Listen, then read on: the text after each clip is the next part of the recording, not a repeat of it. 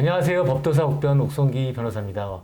오늘은 그 법무법인 정진에서 저와 같이 그 세금 업무를 전문으로 하고 있는 그 이명 변호사님과 함께 상속세 관련 이슈에 대해서 살펴보도록 하겠습니다. 최근 삼성그룹의 고 이건희 회장의 상속인인 홍나희, 이부진, 이서연 씨 등이 상속세를 내기 위해 4조 원 넘게 대출을 받았다는 기사를 접해 보셨고, 또 넥슨 창업자인 고 김정주 회장의 유족들이 지주회사인 NX 지분 29.3%의 상속세를 물납했다는 기사를 보신 적이 있죠.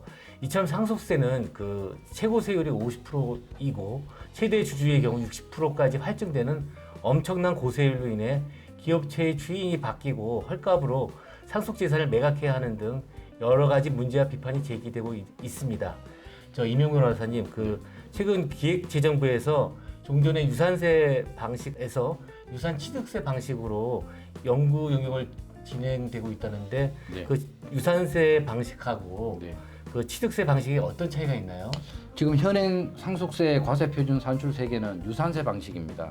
그래서 유산세 방식이라는 것은 돌아가신 분의 모든 재산, 전 세계에 있는 모든 재산을 합쳐서 합친 금액을 과세표준으로 하고 거기에 세율을 곱하기 때문에, 지금 아까 말씀하신 것처럼 50% 세율을 곱하게 되면 전체 재산을 합치기 때문에 상속세가 굉장히 많습니다. 그런데 유산취득세 방식은 각 상속인이 받은 재산만큼을 과세표준으로 해서 상속세를 계산하기 때문에 작게 받은 사람은 낮은 누진세율, 즉 10%, 20%의 누진세율이 적용되고, 많이 받은 사람은 최대 50%가 적용되니까 상속세가 아주 낮아지는 그런 효과가 있는 그런 방식이고, 지금 기획재정부에서는 유산세 방식에서 유산취득세 방식으로 전환 여부를 검토하고 있는 걸로 알고 있습니다.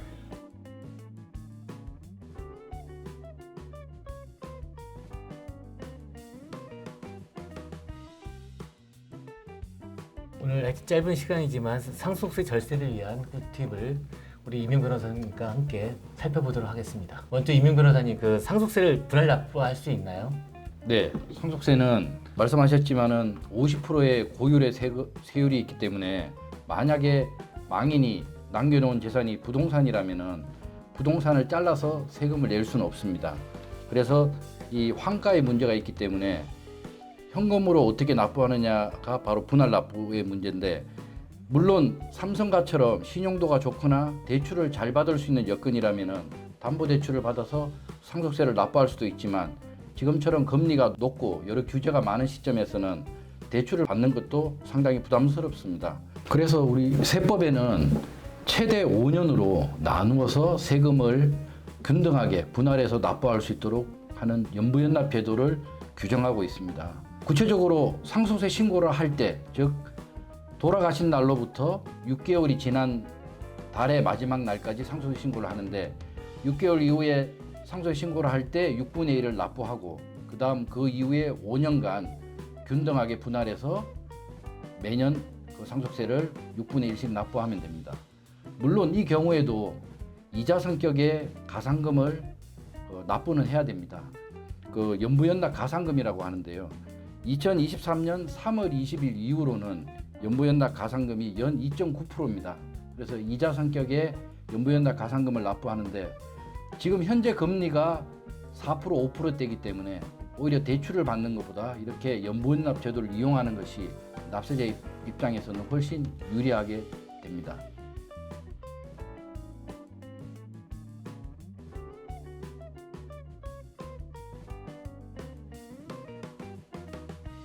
가족 간에 그 상속세를 대신 납부할 수도 있나요?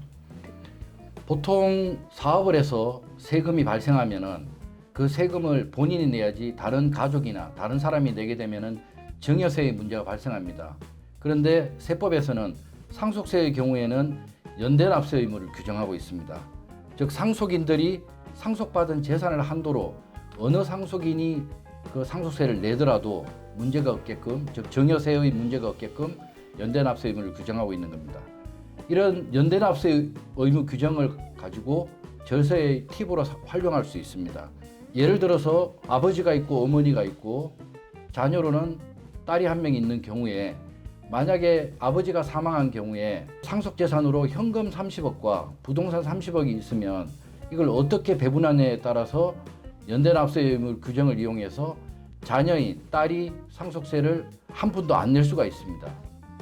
어떻게 하냐면은 현금 30억 원을 어머니 앞으로 상속을 받는 걸로 하고, 그리고 부동산을 자녀 앞으로 상속재산 분할을 하게 되면은 결국 어머니는 그 상속받은 현금 자산으로 딸의 상속세까지 다 내어주게 되면은 결국 딸은 상속세를 내지 않고 부동산을 상속받게 되고, 결국은 고령의 어머니가 나중에 사망하더라도 그 상속받은 재산을 다 냈기 때문에 그 추가로 상속세가 없게 됩니다. 그 반대로 하는 경우에는 상속세를 2번 내는 그런 효과가 있을 수가 있습니다. 그리고 연대납세 의무를 이용해서 뭐 절세로 활용할 수 있겠지만은 이렇게 절세 효과가 발생되는 반면에 이 연대납세 의무 규정으로 인해서 불화의 단초가 또 될 수도 있습니다. 상속인 중에 한 분이 신용도가 매우 낮거나 또는 연락이 안 되거나 고의로 잠적한 경우에는 관할 세무서에서는 이 연대납세 의무 규정을 가지고 자력이 가장 좋은 다른 상속인을 상대로 상속세를 강제 징수할 수가 있습니다.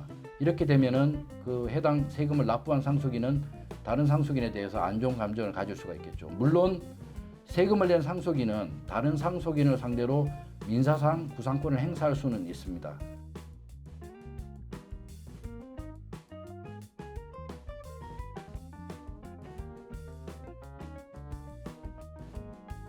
임용 변호사님, 그 네. 연대 납세 의무와 관련해서 이건 무조건 적용이 되는 건가요? 아니면 신청해야지 되는 것인가요?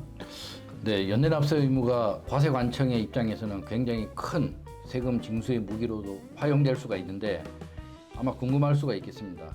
연대납세 의무는 상속세 및 증여세법에 따라서 무조건 적용되게 되어 있습니다. 그러니까 별도 신청이 없더라도 과세관청이나 납세자는 연대납세 의무를 이용해서 절세를 팁으로 활용할 수도 있고 또 강제징수의 방법으로 활용할 수 있기 때문에 연대납세 의무는 무조건 강제적으로 적용됩니다. 물론 상속인들은 자기가 받은 상속재산을 한도로 상속세를 내는 거기 때문에 그 외에 원래 상속인이 가지고 있던 본래의 재산에 대해서는 세무서에서 징수할 수는 없습니다. 그래서 한도는 여전히 있는 겁니다.